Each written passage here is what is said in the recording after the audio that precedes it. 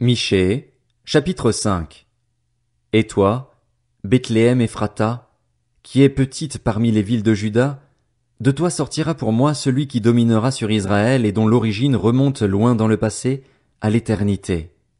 C'est pourquoi il livrera son peuple jusqu'au moment où accouchera celle qui doit accoucher, et le reste de ses frères reviendra auprès des Israélites. Il se présentera et les conduira avec la force de l'Éternel, avec la majesté du nom de l'Éternel, son Dieu, et ils auront une habitation assurée, car sa grandeur sera reconnue jusqu'aux extrémités de la terre. C'est lui qui ramènera la paix. Lorsque l'Assyrien viendra dans notre pays et qu'il pénétrera dans nos palais, nous enverrons contre lui 7 bergers et 8 princes du peuple. Ils conduiront avec l'épée le pays d'Assyrie et le pays de Nimrod à l'intérieur de ses portes. Il nous délivrera ainsi de l'Assyrien lorsqu'il viendra dans notre pays et qu'il pénétrera sur notre territoire. Le reste de Jacob sera, au milieu des peuples nombreux, pareil à une rosée qui vient de l'Éternel, pareil à des gouttes d'eau sur l'herbe. Elles ne comptent pas sur l'homme, elles ne dépendent pas des humains. Le reste de Jacob sera parmi les nations, au milieu des peuples nombreux, pareil à un lion parmi les bêtes de la forêt, pareil à un lionceau parmi les troupeaux de brebis. Lorsqu'il passe, il piétine et déchire 100 personnes pour délivrer ses victimes. Que ta main se lève sur tes adversaires, et que tous tes ennemis soient supprimés. Ce jour-là, déclare l'Éternel, je supprimerai du milieu de toi tes chevaux et je détruirai tes chars. Je supprimerai les villes de ton pays et je renverserai toutes tes forteresses. Je supprimerai de chez toi la magie et tu n'auras plus de devin. Je supprimerai du milieu de toi tes idoles et tes statues, et tu ne te prosterneras plus devant ceux que tes mains ont fabriqués. J'arracherai du milieu de toi tes poteaux sacrés et je détruirai tes villes. J'exercerai ma vengeance avec colère, avec fureur, contre les nations qui n'ont pas écouté. Michée, chapitre 6. Écoutez donc ce que dit l'Éternel. Lève-toi, plaide devant les montagnes et que les collines entendent ta voix. Écoutez le procès de l'Éternel, montagne, et vous, solides fondations de la terre. En effet, l'Éternel a un procès avec son peuple, il veut plaider contre Israël. Mon peuple, que t'ai-je fait? En quoi t'ai-je fatigué? Réponds-moi. En effet, je t'ai fait sortir d'Égypte, je t'ai délivré de la maison d'esclavage, et j'ai envoyé devant toi Moïse, Aaron et Myriam. Mon peuple, rappelle-toi ce que projetait Balak, roi de Moab, et ce que lui a répondu Balaam, fils de Béor. Rappelle-toi le chemin de Sittim à Gilgal, afin de reconnaître les bienfaits de l'Éternel. Avec quoi me présenterai-je devant l'Éternel pour m'humilier devant le Dieu Très-Haut? Me présenterai-je avec des holocaustes, avec des veaux d'un an?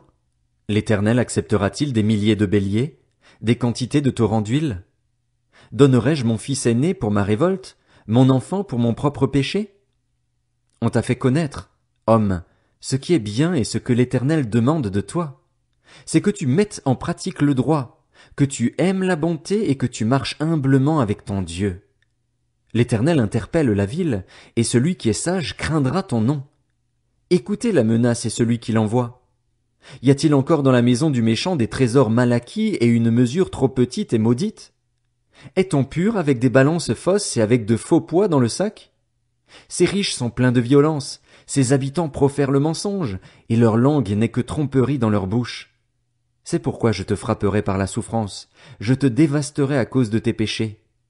Tu mangeras sans te rassasier, et la faim régnera chez toi. Tu feras des réserves, mais tu ne les sauveras pas, et ce que tu sauveras, je le livrerai à l'épée. Tu sèmeras, mais tu ne moissonneras pas. Tu presseras l'olive, mais tu ne te parfumeras pas d'huile. Tu feras couler le jus de raisin, mais tu ne boiras pas de vin. On respecte les coutumes d'Omri et toute la manière d'agir de la famille d'Akab. Vous marcherez d'après leurs conseils. C'est pourquoi je te livrerai à la destruction. Je ferai de tes habitants un sujet de moquerie, et vous supporterez le déshonneur de mon peuple.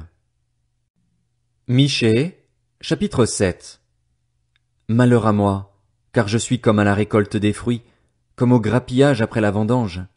Il n'y a pas de grappe à manger, pas une de ces figues précoces que je désire. L'homme de bien a disparu du pays, et il n'y a plus de juste parmi les hommes. Ils sont tous en embuscade pour verser le sang, chacun tente un piège à son frère.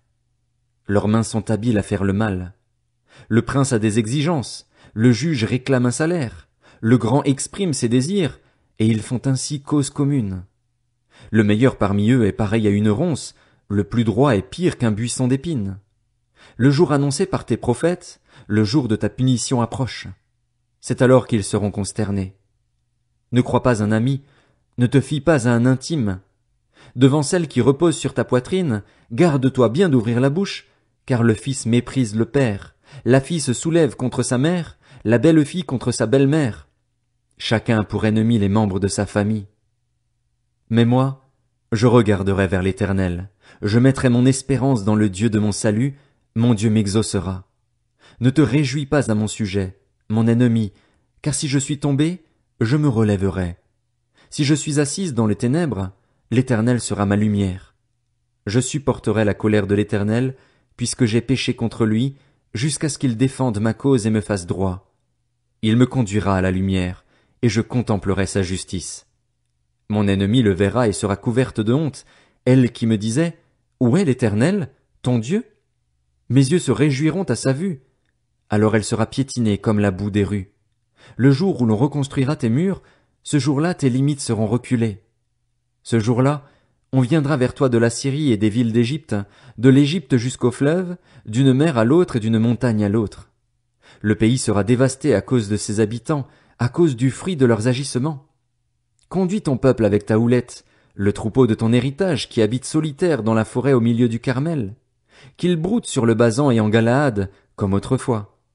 Comme à l'époque où tu es sorti de l'Égypte, je te ferai voir des prodiges. Les nations le verront et seront couvertes de honte, avec toute leur puissance. Elles mettront la main sur la bouche, leurs oreilles seront assourdies.